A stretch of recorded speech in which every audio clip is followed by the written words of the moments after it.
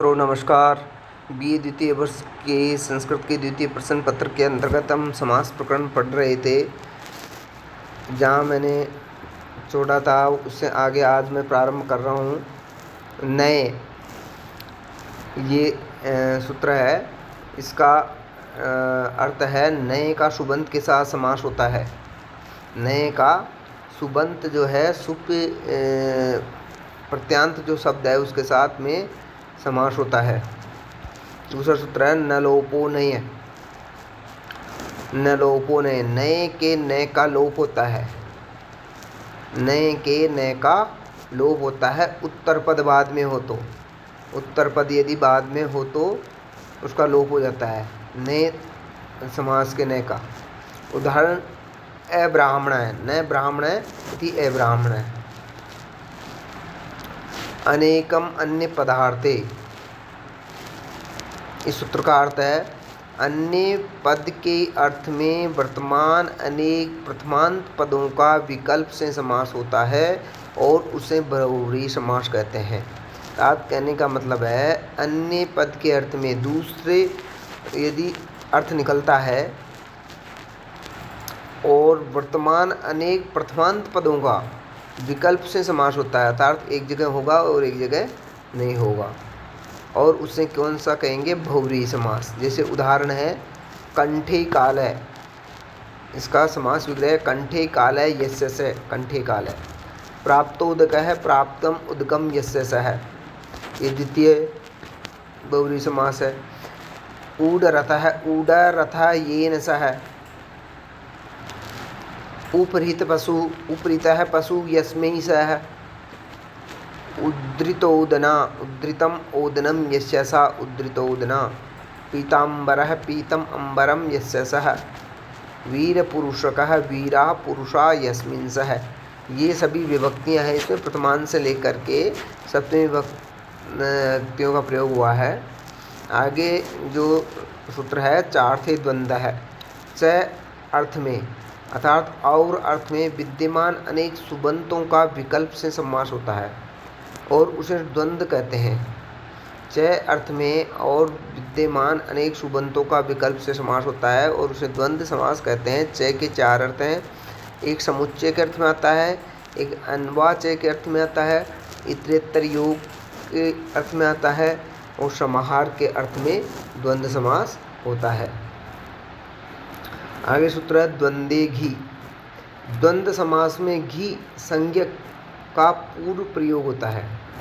द्वंद्व समास में जिसकी घी संज्ञा होगी उसका पूर्व में प्रयोग होगा। उदाहरण हरि हरो, हरिस से हरस से, ये लौकिक विग्रह है। हरि सु, हर सु, यह लौकिक विग्रह है। चार्थे द्वंद्व है, इससे क्या हुआ? द्वंद्व समास में सुख का क्या हो गया? लोप हो गया, सुख का लोप हो गया। और द्वंद्वे घी, ये घी संज्ञक होने के कारण हरि का पूर्व निपात हो गया। हरि का पूर्व द्वंद्वे घी सूत्र से द्वंद्व समास में घी संज्ञक जो है उसका पूर्व निपात होता है, तो यहाँ पे पूर्व निपात कर दिया हरि का और विभक्ति का लोप कर दिया हमने। विभक्ति का लोप करने के बाद में हरिहर शब्द हमारे सामने आया। अब तद्धित समासात से, इस सूत्र से क्या हुआ?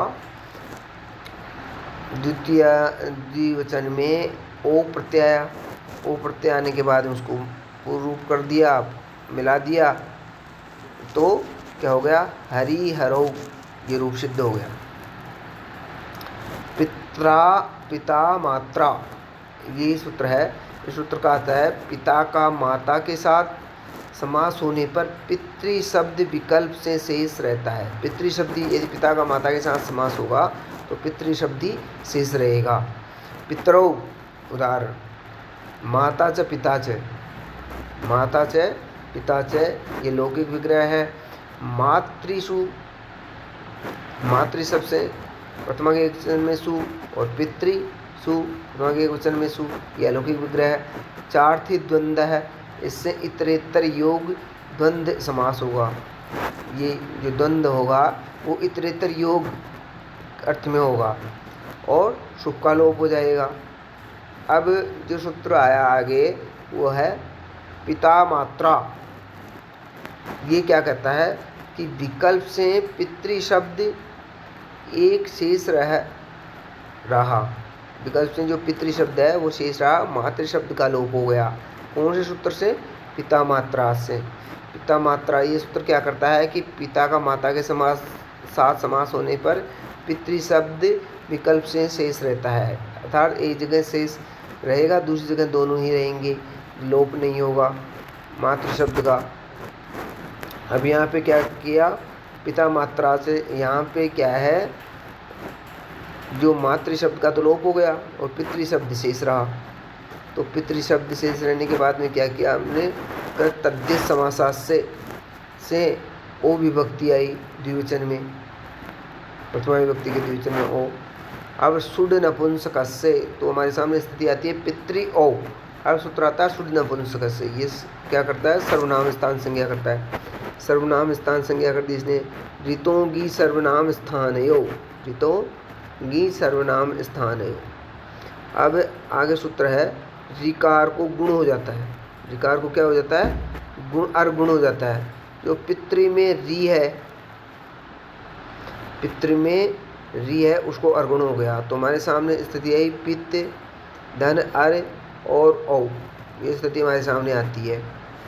अब क्या हो गया, रपरत्व कर दिया हमने, रपरत्व करने के बाद में संयोग कर दिया तो पितरौ, ये स्थिति हो गई।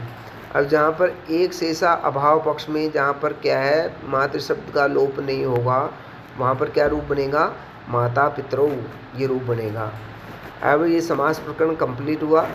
समास प्रकरण मैंने पूरा करा दिया है। इसके जो सूत्र हैं और उदाहरण हैं, इनको आपको ध्यान से देखते रहना है, पढ़ते रहना है, इनका अध्ययन करते रहना है। सिद्धियाँ हैं उनको आपको सिद्ध करनी है और सूत्रों की व्याख्या विस्तृत रूप से आपको देखनी है कि कौन सा सूत्र का उदाहरण कौन सा है और उस उदाहरण में कौन से सूत्र लग रहे हैं, पूर्व के सूत्र कौन से हैं और नए सूत्र कौन कौन से लग रहे हैं, ये सभी चीज़ें आपको ध्यान रखनी है। और मैंने जहाँ तक है वहाँ मैंने आपको सभी चीज़ें इसमें बता दिया है। समास प्रकरण में सारे सूत्र हैं वो बता दिए हैं, जो आपके सिलेबस में है वो सिलेबस वाले बता दिए हैं। अब आगे हम कल हलंत पुल्लिंग प्रकरण पढ़ेंगे। थैंक यू, धन्यवाद।